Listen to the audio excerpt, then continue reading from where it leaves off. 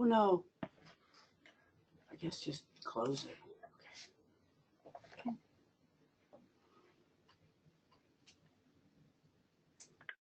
All right. Well, good afternoon, everyone. Thanks for joining us. If you need closed captioning for this webinar, there is a link to stream text in the chat box. Thank you so much for joining us this afternoon for the Employment First Community of Practice. Our topic today is the role of the job coach. Our first presenter is Dr. SueAnn Morrow with the Money Follows the Person program, part of the University Center for Excellence on Developmental Disabilities and a partner of DHS. And you'll also hear from Russo, a resource manager at Iowa Vocational Rehabilitation Services.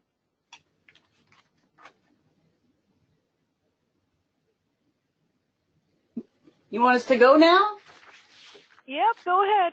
Okay, we're ready. Well, welcome everyone. Thank you for attending and listening to our community of practice, which is going to focus on the role of the job coach. You know, job coaches have many roles. Job coaches have been called many things, but we want to focus today on 4 specific processes of onboarding, stabilization, ongoing supports, and fading. You know, the job coach has to know the job candidate, the job seeker. They also have to know the employer, the business, and they also have to be able to figure out accommodations for actually all the above. And they also have to facilitate relationships and mentors, look at natural supports. So they're within these processes, there's quite a bit of things to do. But everything we do, job coaches, should lead to a successful, included, and valued employee. So let's take a look at these. Let's first, though, just a couple of things in general. Now, I'll let Leanne talk about this. I'm sure I don't have to reiterate to everyone the basic principles of employment, but the most critical factor or attribute that any successful employment specialist or job coach has is that they really believe a person with a disability can be successful. And really, I try and expound wherever I go that it's up to us as professionals to really help figure out the right strategies and supports that an individual may need. So we have to believe, first of all, and we also have to collaborate. There's also got to be effective collaboration, communication, and teamwork. And that's the direct result of relationship building. Frequent communication and follow-up among partners allows everyone to focus on the shared goals, and those goals need to be driven by the job candidate. So the needs of the job candidate are what drive our processes. We don't want to put a person in a job that we know they're not going to like, and we've got to consider the needs and conditions, the interests and attributes of each individual. So we want to find out where the individual is at their best, what allows them to be at their best, what they need for success, whether it's the workspace or a particular environment, whether it's a decreased number of coworkers around them, a flexible schedule, the style of their supervisors, or the different tasks. We have to figure out where they're at their best and go from there. Again, we don't want a person to just accept any job. We know that doesn't work.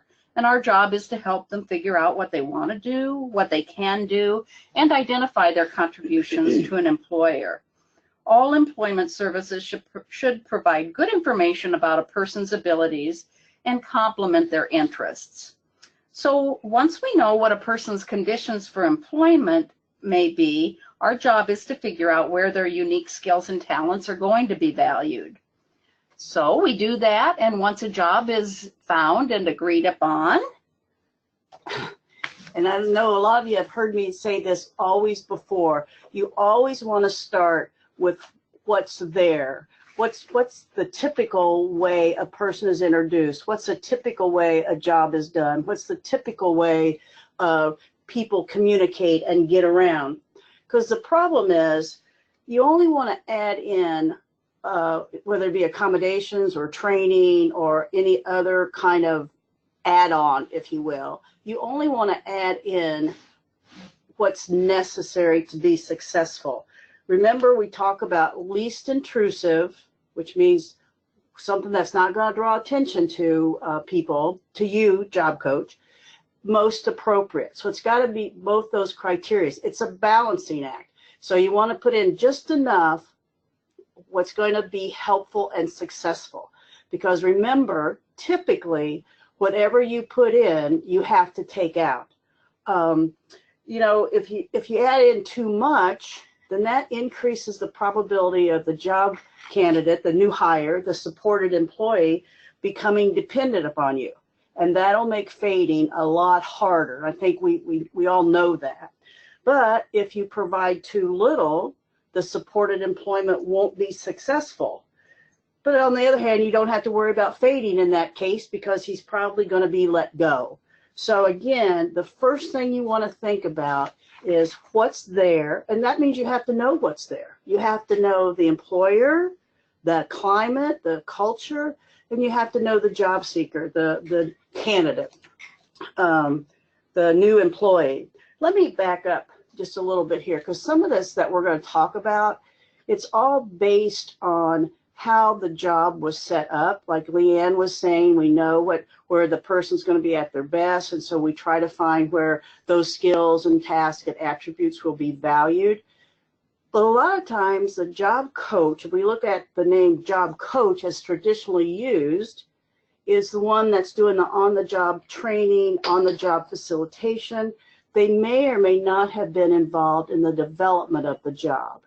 So, and I just need to back up a little bit here, because a lot of the decisions that a job coach makes is truly based on how the job was developed and set up. Like, you have to, job coach, deliver on how your service, this person was sold.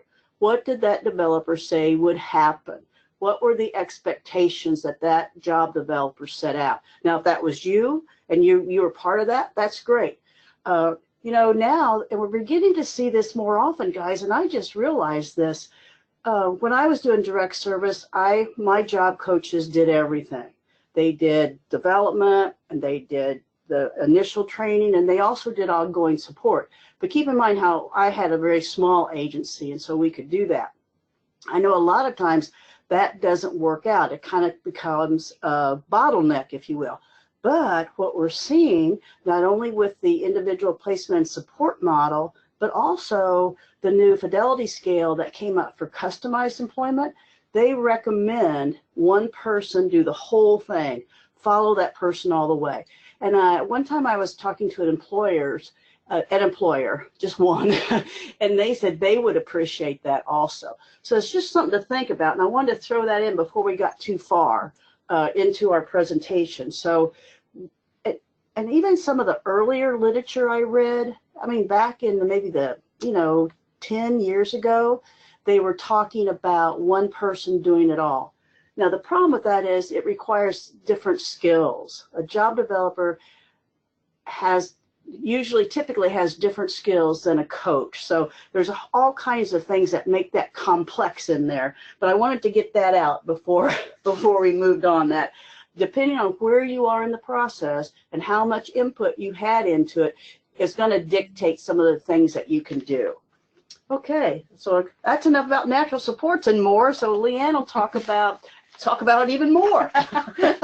Here I go. Natural supports, of course, are things that anyone might use to support themselves at work. And really, what it boils down to when you're helping a job candidate or JC and VR lingo get placed, it's really all about fitting in a workplace. So we don't want to call a lot of attention to the job coach or what that individual may need. We want the supervisor to have a good understanding of what the roles are, of course, as was mentioned.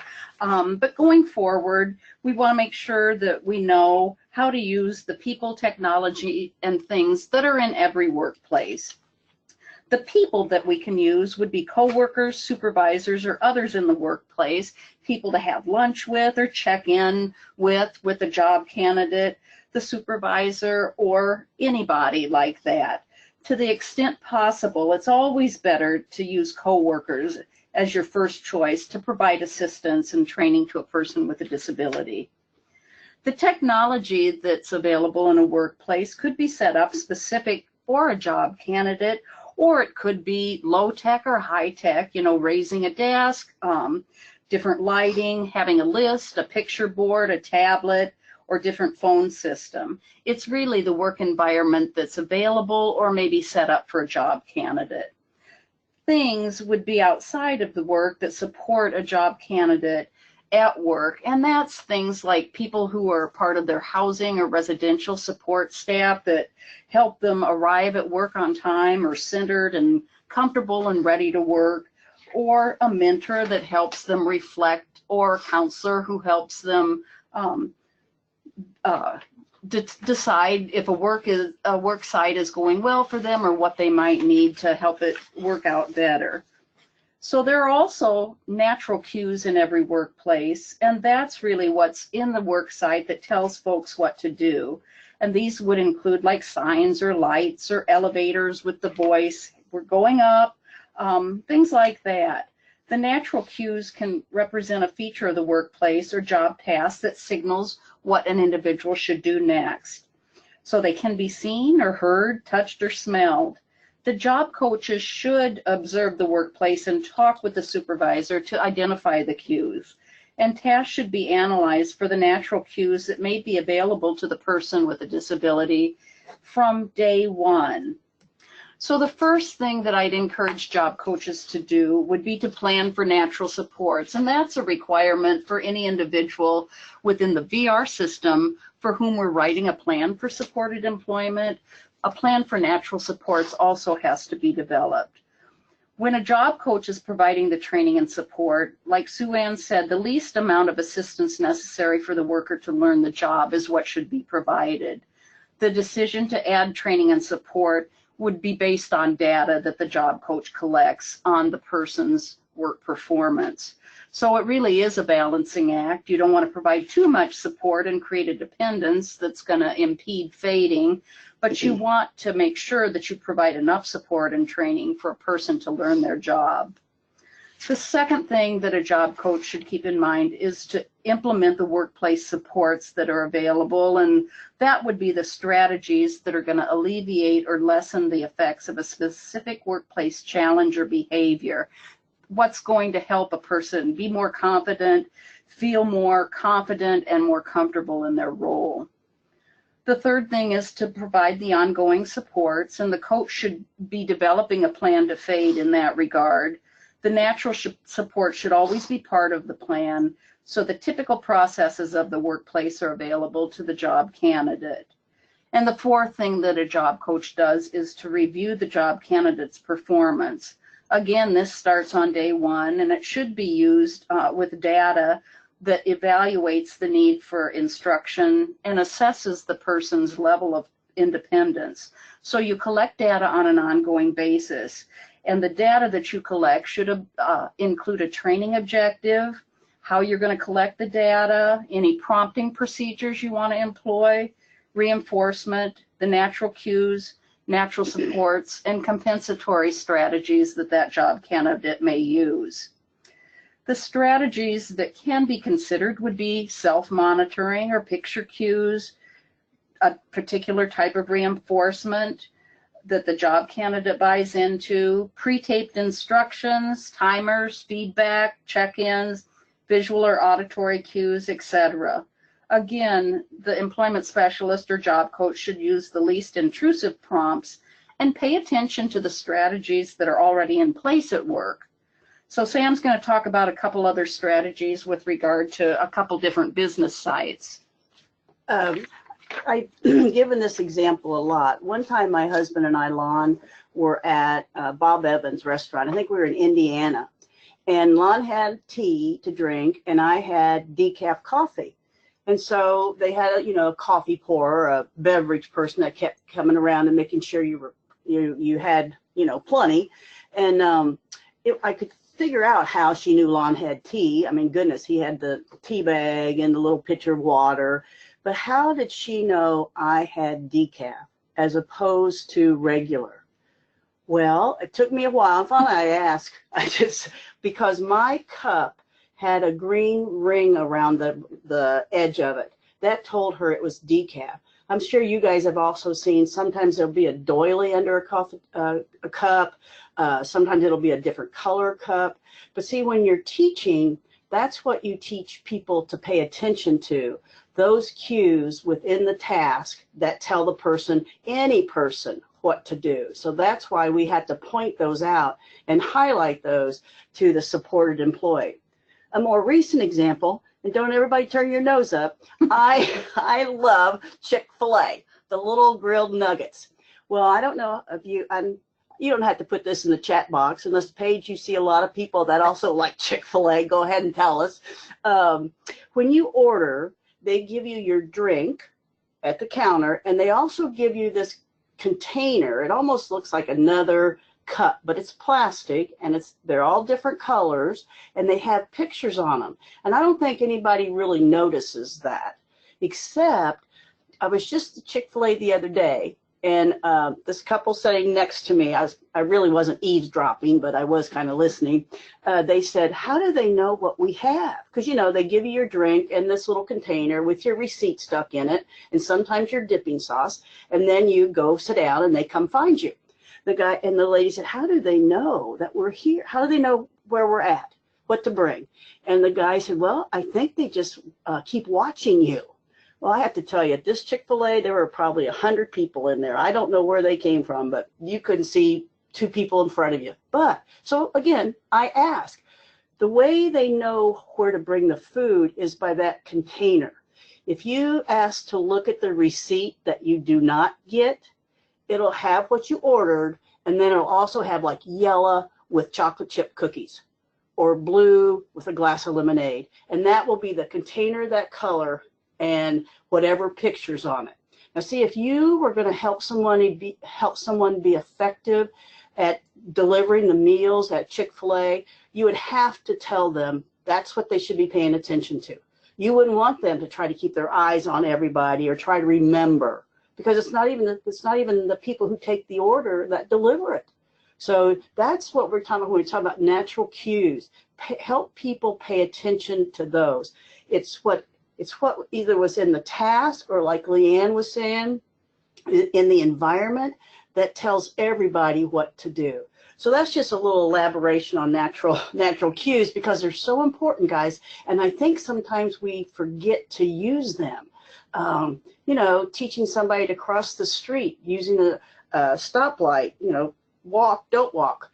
Well, if you just take off when you know it's walk, because you see the little guy walking, pretending on the light, and you don't tell the person you're assisting to learn how to cross the street safely that we can go now because that little light with the guy in it is walking, then you're not really helping them learn how to be independent and cross the street. You're making them dependent on you. So natural cues are critical, as well as just the whole general concept of natural support.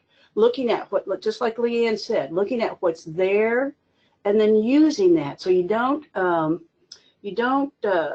make the person, the supported employee, stand out, but you're really just helping them use what other people use, what people typically use. So now we have a question for you. Think about natural supports. How do you know one when you see one? What do you look for? Okay, now okay, guys, we're not going to leave this slide till somebody puts something in the chat box. So, I mean, do you think about people who seem to be friendly? Do you think about people who seems to take an interest? Do you look for, maybe in terms of the environment, do you look for shared task? Do you look and see what technology is already there and see if it could be adapted? Okay. Okay, wake up, everyone.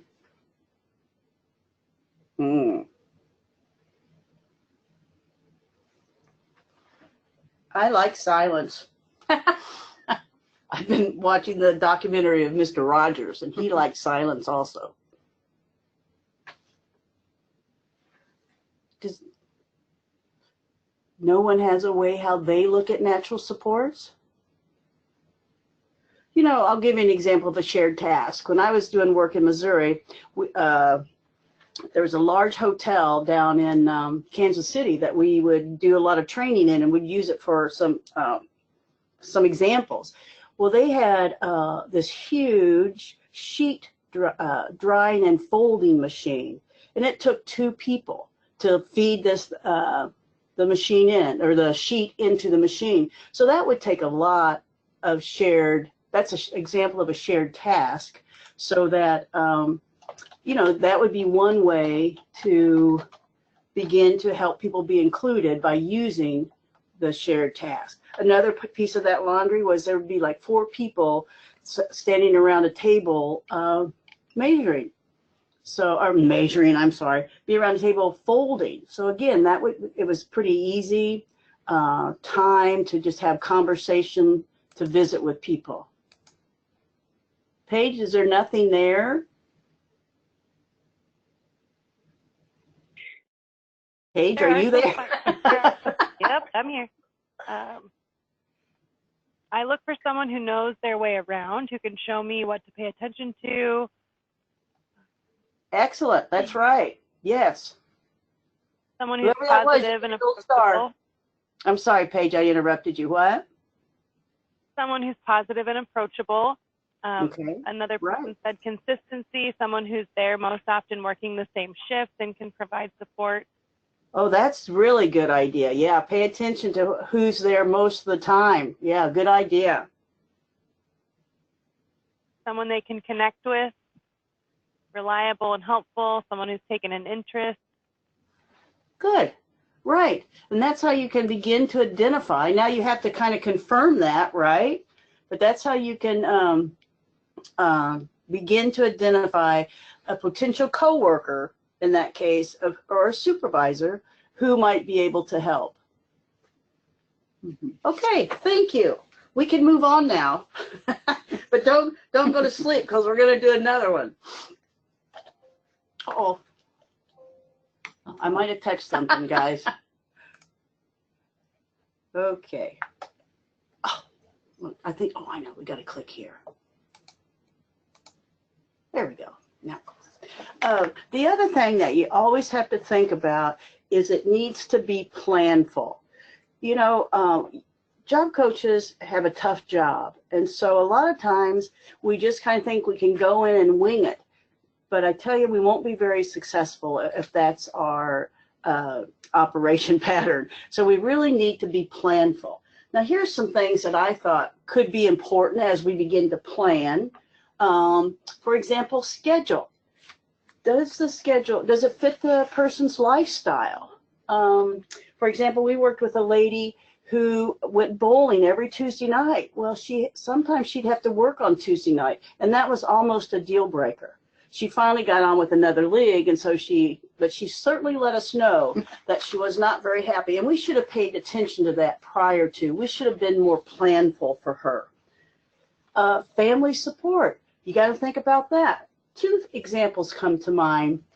There was a lady who experienced mental illness, and she lived with a significant other.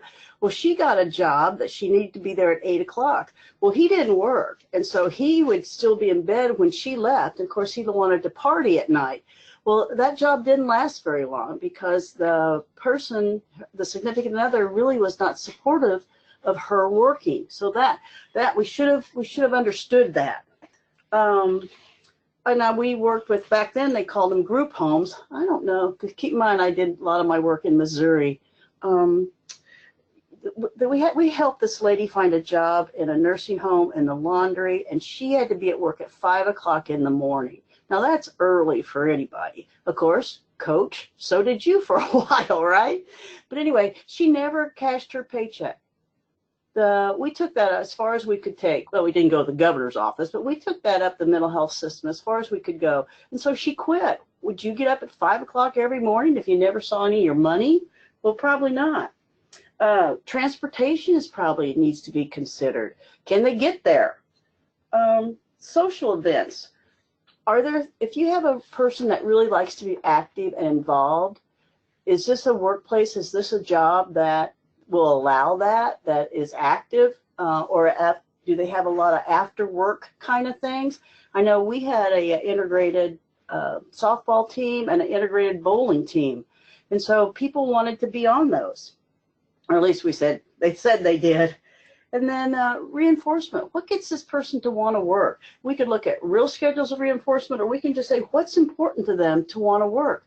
And is that available on this work site? And that, you know, throughout it all, guys, we have to understand what's happening in that work site, what this job coach needs to be successful, and what this work site can offer with accommodations, or as most natural as possible, and then go from there. I mean, that we just have to be planful about it. And so we have another poll question, except I just goofed it up again. What do you think is one of the most important considerations when planning for employment? I gave several examples, but what you know, and everybody's going to be different, because maybe you are working in an urban area, maybe you're working in a rural area. So some of those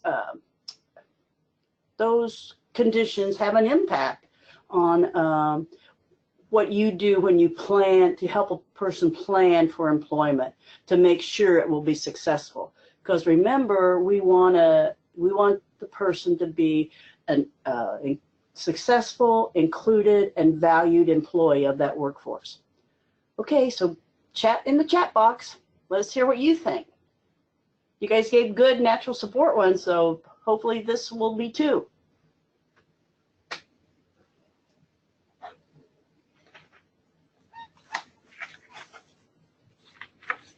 Okay, get those fingers moving.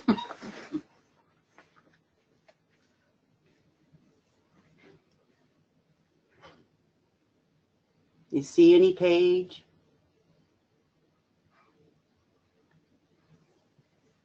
There's one that says, for us in Southeast Iowa, transportation is the biggest consideration.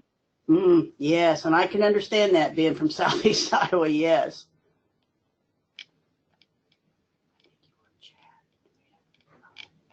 Oh, there. Okay, there was schedule. Oh, personal interest. Right, I had that one down too as another example. Yeah, I do too. You know, I'll wait till somebody else may think of it.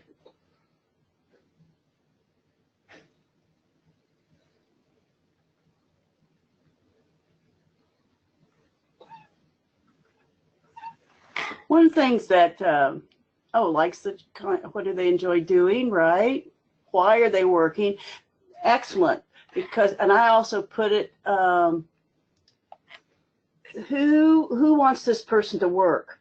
You know, sometimes it's the residential people. They need to be out of the house from this time to this time. The other guy, they may not really be interested in working. Sometimes it's the parole officer that says, you will go to work or you will look for jobs. So that's a good one in terms of where is the desire for employment coming from? Yeah, and then the next one was the person's desire to be actively employed. Good, good. So you got it. You just have to think about these things. What drives them for work? What's the drive for them to work? Are we missing any page?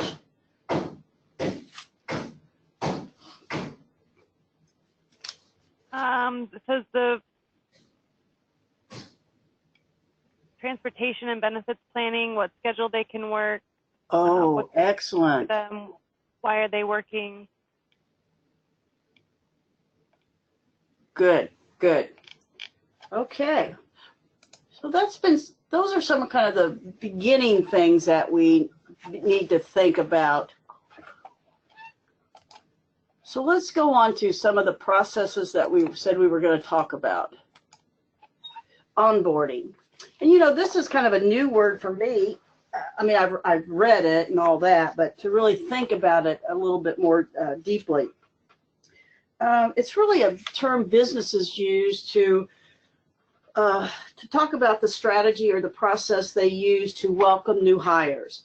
It gives the new employee the knowledge, skills, and behaviors in order to be a more efficient organizational member. It also, what SHRM talks about when we'll go into these 4 C's, SHRM, the Society for human resource managers, says the better the onboarding process is, the more successful the employee will be. And that's any employee. That's just not an employee with a disability, but any employee. So if you look at the 4 C's, compliance, that's like the lowest level of onboarding. That's like teaching the new employee the kind of the rules, the legal issues and the policy related issues and regulations. They might look to the new hire to make sure they understand the dress code, the smoking rules. It's really those things that would be in the employee handbook. You know, like include the company's history, so kind of give a feel for the culture of the company. It might it'd be things like holiday pay and when holidays are, if there are any. They might have in there about their anti-discrimination policy, or their anti-harassment, or their 0 tolerance of sexual harassment. So it's really that basic level of what's it take to work here, just from a legal, rule-bound situation. The next one is clarification. That talks about making sure that everybody knows the expectations of the work performance itself, as well as how to get along in that environment.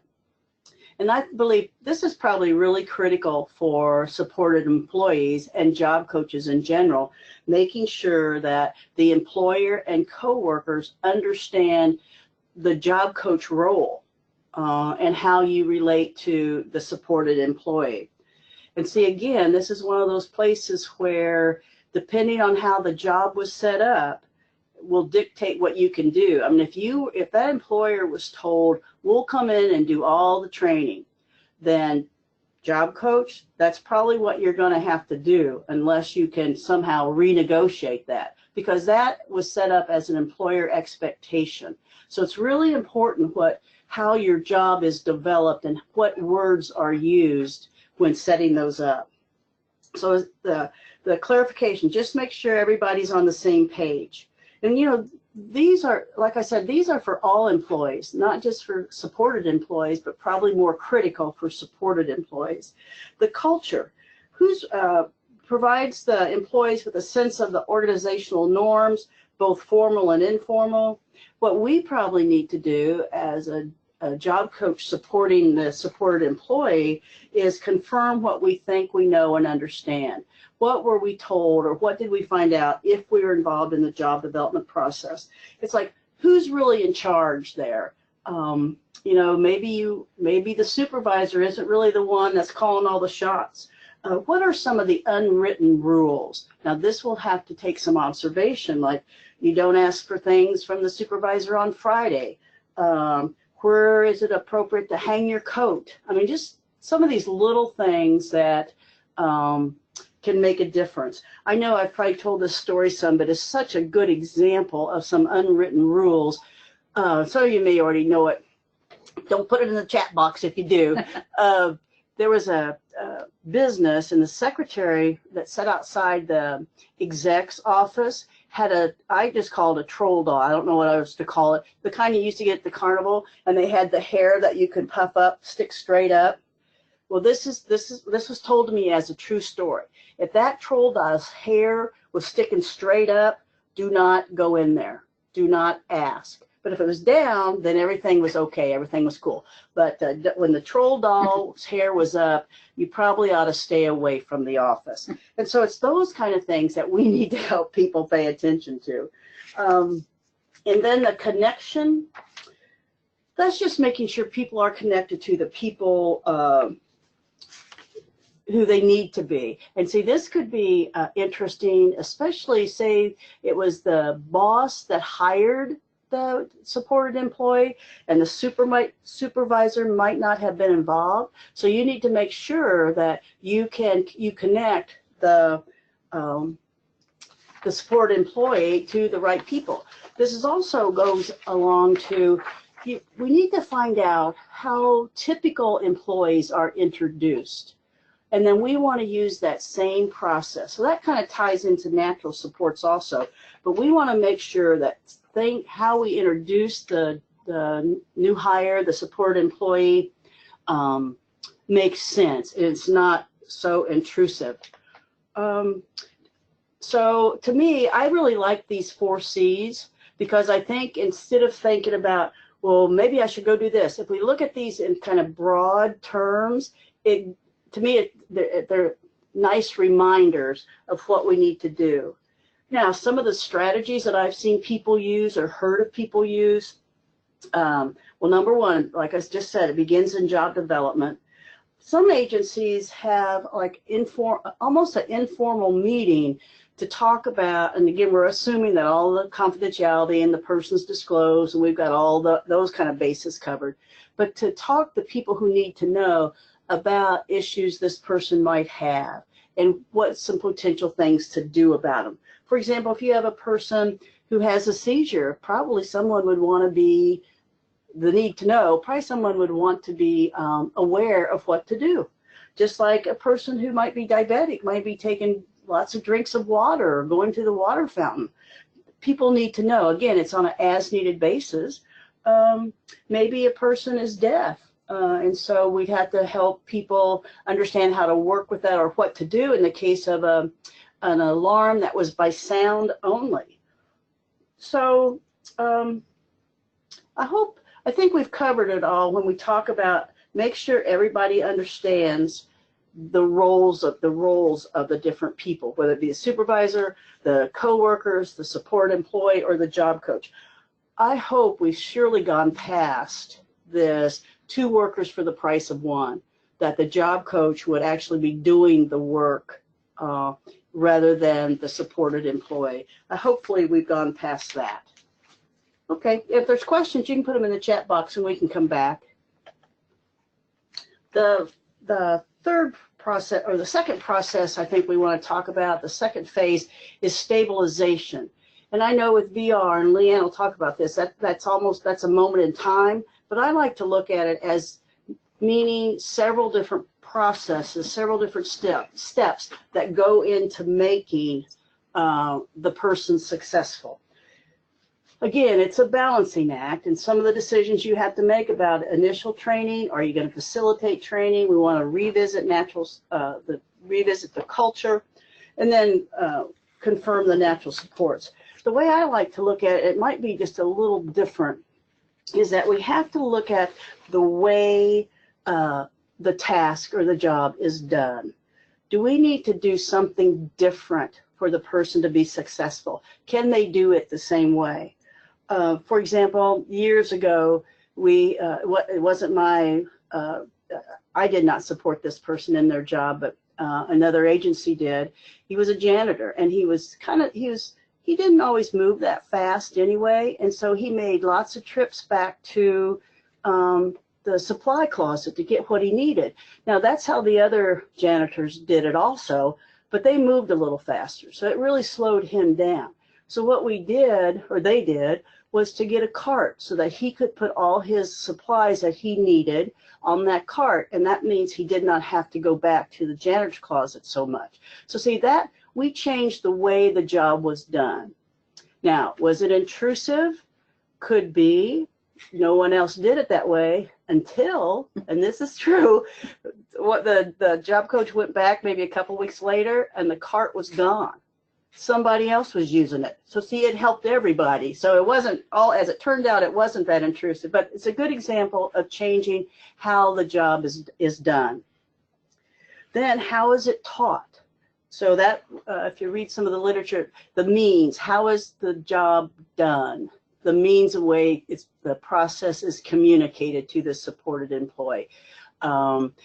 Is there things on the wall that tell the person what to do? Is everything verbal, or are we going to make some kind of picture prompt, or use an iPad or use an iPhone just to make it more relevant and prevalent of what we want the person to pay attention to?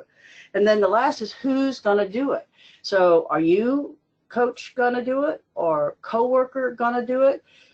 again, it's that balancing act, least intrusive, most appropriate.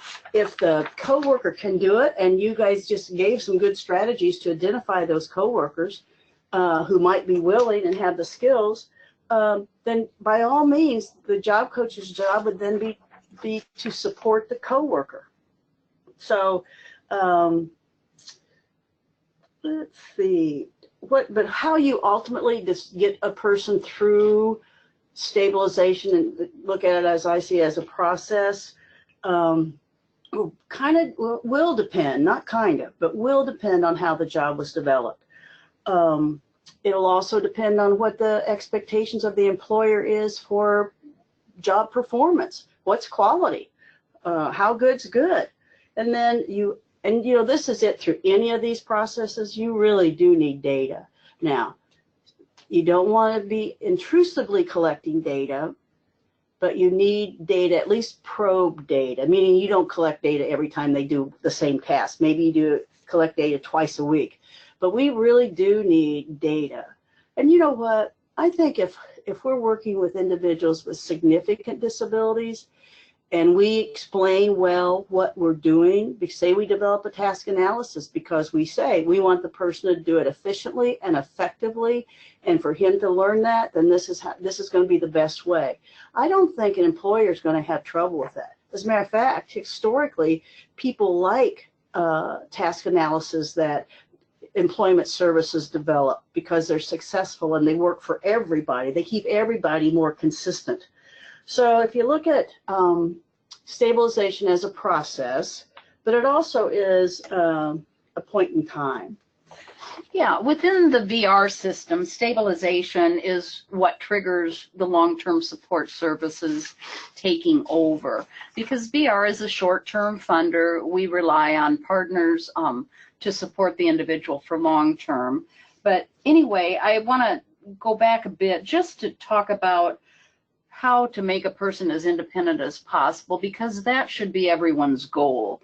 And the more independent that they can be, the better off they're going to be in the long run, because it's hard to rely on a system for support forever and ever, because systems change and the rules change and things like that. So when you're helping somebody learn new skills, if there are issues that you can't figure out as a job coach, then you need to get another voice and have somebody else come in there and maybe do some observation and see what the issue may be, or talk to that job candidate and supervisor, or ask the supervisor, you know, what have you tried, or what happened when you tried this, or, you know, more information that's detailed enough so you know really how to remediate or problem solve. And if there are issues, you want to figure out if there's a trigger or an antecedent that precedes that, so you can help steer clear of that in the future, or be aware of what the job candidate's triggers may be. But the ultimate goal is to really not foster a dependency for a job candidate on a job coach. And like we've talked about, provide the minimal amount of support necessary for success.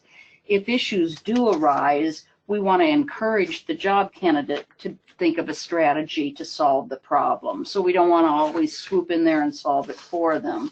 Now, if that doesn't work, we want to encourage the job candidate to discuss it with their supervisor.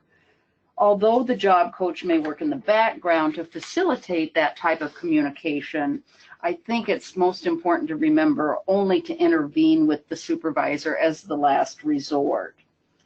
So back to long-term support services, those are really the most challenging aspect of what happens to a job candidate once the VR file is getting ready to close. And we want a person to be stable for at least 90 days. We want the team to agree that they're stable, that the information we've gotten shows that the job coaching needs have decreased, the wages are appropriate and things like that, and the job candidate is performing satisfactorily in their eyes and the employer's eyes.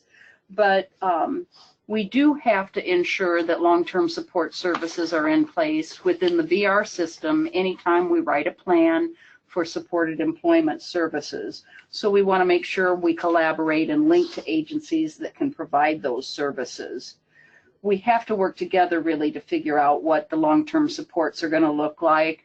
There have been cases where the regions have picked up those supports, or a benefit planning service has allowed a work-related expense to be developed. The MCOs have been involved, and we appreciate that, because really it's less expensive to support a person on the job than it would be in a workshop setting. So again, everything we do should be building on these pathways to employment, and of course under the legislation, it's got to be competitive integrated employment.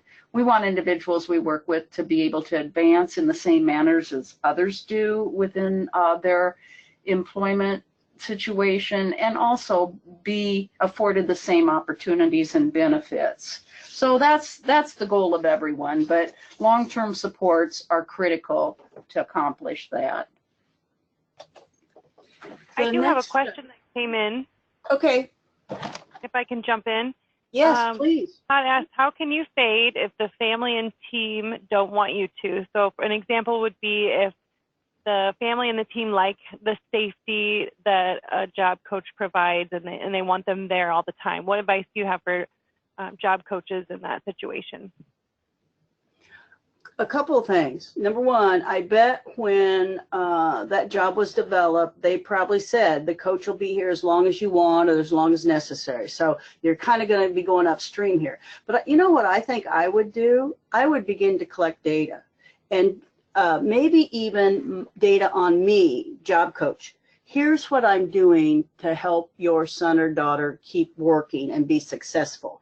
I make sure he's clocked in, and then he goes his way, and I go to the break room and read. I don't know if that's really happening, but somehow I bet they're not there all the time, right, hovering over this person. I think, so I would collect data, not only on the job coach's performance, what are they doing, but also the supported workers' performance. You know, the employee, the supervisor say he's doing well. I would try to make sure he's connected with some co-workers, and I would just kind of build the case that I'm not needed there all the time anymore. Now that's going to be slow, because a lot of parents are scared. They don't want their son or daughter hurt, taken advantage of. So somehow you need to build the case, and it'll be over time. It won't just be a one-shot deal of here's what the environment is like for your son or daughter. And then here's where I think we could go. Could we give it a try for a little while? Just take little steps for them. Bring the parents along. Now the employer, did you say both employer and parents? Yes. The employer might be a little different, again, because we talk about expectations. But I think I'd do the same way. I would use data. Kind of related to that, and I know we might not get to anything, but one time out in Nebraska, there was a guy who bagging groceries, and the guy said, he's awful, the new manager said, he's awful slow. And so the job coach, so I suggested to the job coach, collect data on a person, just a regular sacker, and then collect data on this guy. And she was able to show that he's no slower than anybody else. And so then, because he was going to get fired because he's so slow, but people don't argue with data as long as it's, fair and honest and legit. If you can show people even a graphic of what's going on in the environment and the prompts you're using and your activities, people like that. Not only, I'm not just talking about the support employee, but parents and employers also. So I think I would just begin to build a case that I'm not needed here. Now, the other thing you might just have to say is, when he's been here for a while, and I know back then we thought he would need, or she need me here all the time, but look at what I'm finding. He doesn't, she doesn't. So could we, again, try it for a while? That's how I'd approach it. Leanne, you want to add? Well, I would just say from the state perspective, it's unrealistic to expect a system like voc rehab to support a person for the long term. That's not our role to do that. It's to provide the supports that are necessary to allow that person to be successful. And once they're successful, you know, our job is done. Now that might be different if they require 100% of job coaching services 100% of the time during the time that they're at work, but that's really not the reality in most cases. And the intent going into a supported employment plan is to be able to fade over time. So you would have those discussions in advance. The other thing that comes into play is some of the payments that are allowable under our current system, they're going to reach a maximum level. And if the parents want to self-pay for their individual to be supported in the manner that the parents, not the professionals, deem are necessary, then, you know, the onus is going to fall to them to do so. So we don't, like I just said, the more independent somebody is able to be, the better off they're going to be. And it's just maybe a matter, as SueAnn said, of convincing the individuals, the employers, and the parents or the support team involved in that job candidate that they can be successful without the level of support that maybe they're used to getting. Yeah, that's a good point, Leanne. And I was making the assumption that the job seeker really, or the supported employee did not really need them there. So thanks. That was really, which it brings us up to the next step of ongoing supports. Because one of the things about supported employment when it came around was the notion that supports would be there ongoing. Now, initially it was like forever, and then pretty soon it got for a while. And now but we do need to realize that no system, we can't work, the system will not survive if we continue to do what we're doing. So, really, again, this needs to be planful. It needs to be worked out with the employer, the supported employee, and the supervisor, the people who are there. We have 9 minutes. Find a communication system that works. And you guys, that could be anything. It could be FaceTime. It could be emails. It could be lunch at the library. I mean, lunch at the Chick-fil-A, or reading a book at the library, just getting together to double check and make sure things are okay. The only thing, oh, I know, work and non-related, work and non-work related. Sometimes I think we forget that life happens to people, even supported employees. And so if issues come up at home, maybe at the HCBS house, maybe staff changes, maybe things with the parents, maybe transportation changes, a bus route got changed. We need to be mindful of that. One time I was asked to come in and observe this guy. He was cleaned out of church, and his productivity had really fallen off. As a matter of fact, there had been some behaviors. And so they said, what's going on? Well, you begin to ask questions. His mother just died. He was very close to his mother. She died of cancer. So he had been moved into his own little basement apartment while they tried to, deal with her impending death. And so productivity would go down. So you have to think about everything that's going on in the person's life. The only other thing I want to say, because Leanne said we just have 9 minutes, when you're looking at ongoing support, be real careful of the questions that you ask. Like, I know we used to do it, and so we learned quickly not to anymore. Like, how are things going? Well, we've all had an employer say, oh, fine, fine, and then 2 weeks later, they want to fire the person. So be more specific. I was doing some coaching with this guy at an event center. It was a big place. And so after the initial training, I wrote this down so I'd remember, because I really tried to stick with this. When we were doing the initial training, we noticed he had trouble finding his way to all the places, the kitchen, the back door, the correct door to go into the big event room. This is what I'd be saying to the employer. At that time, we took a picture of the schematic and put it on his phone.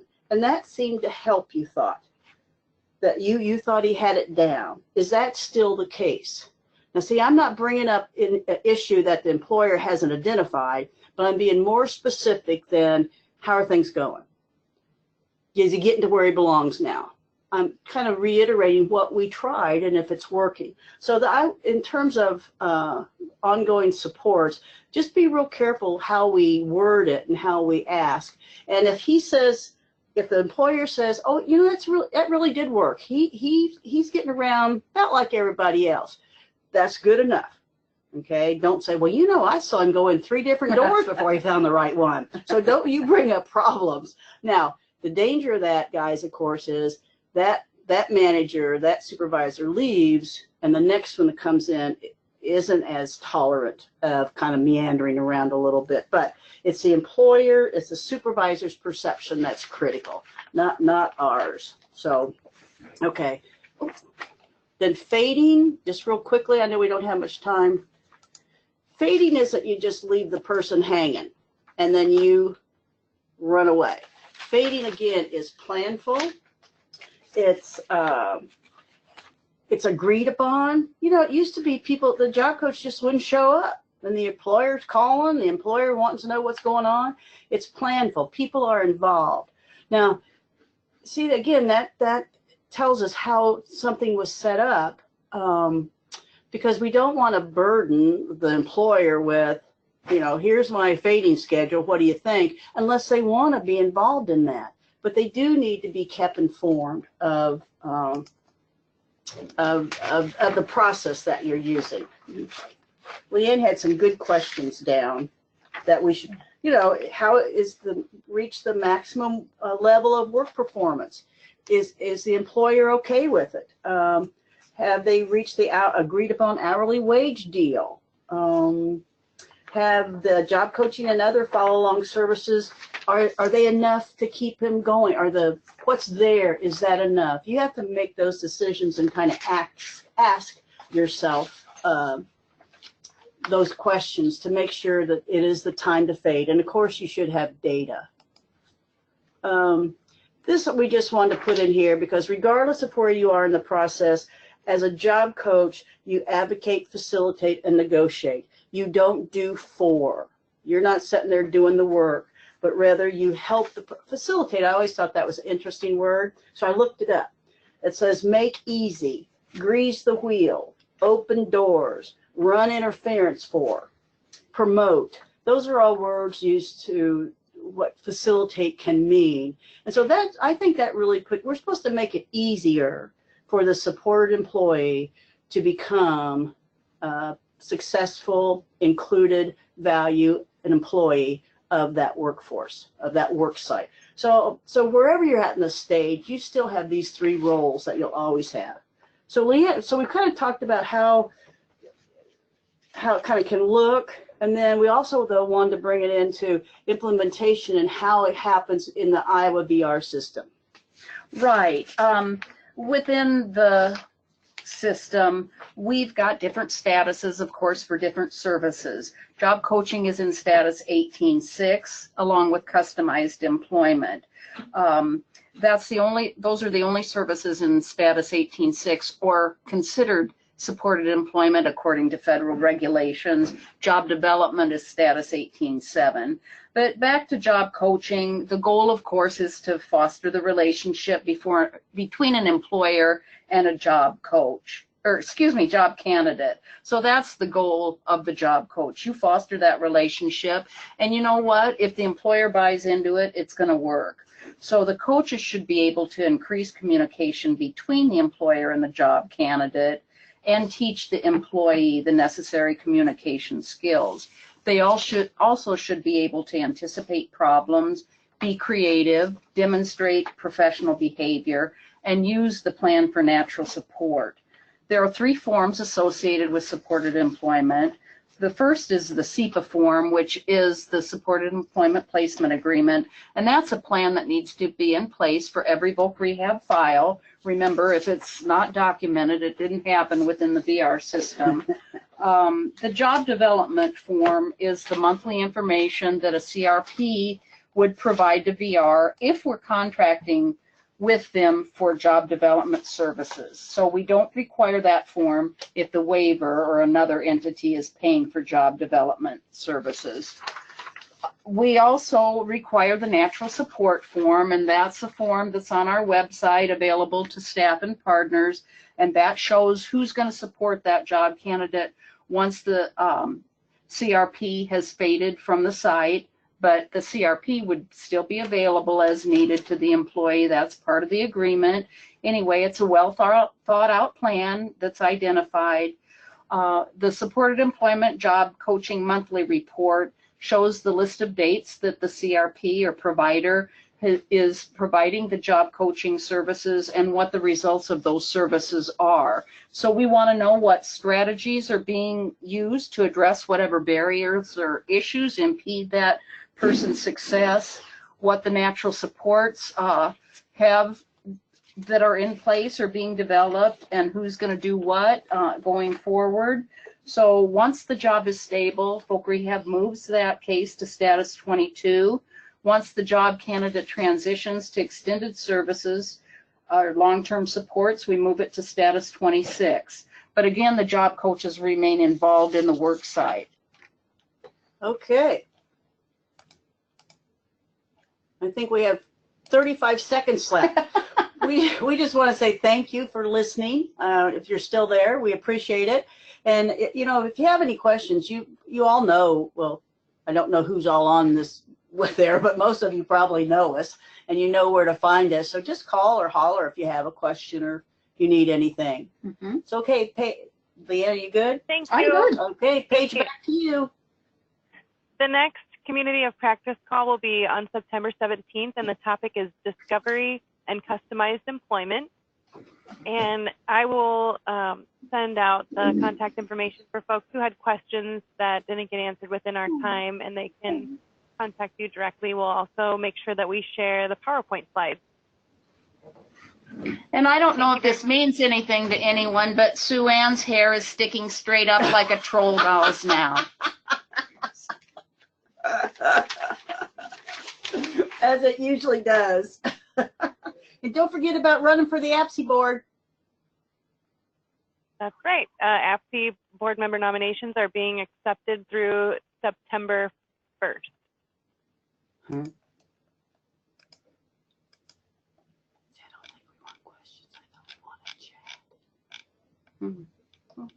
Thanks so much for everyone for joining, and I'm going to send out these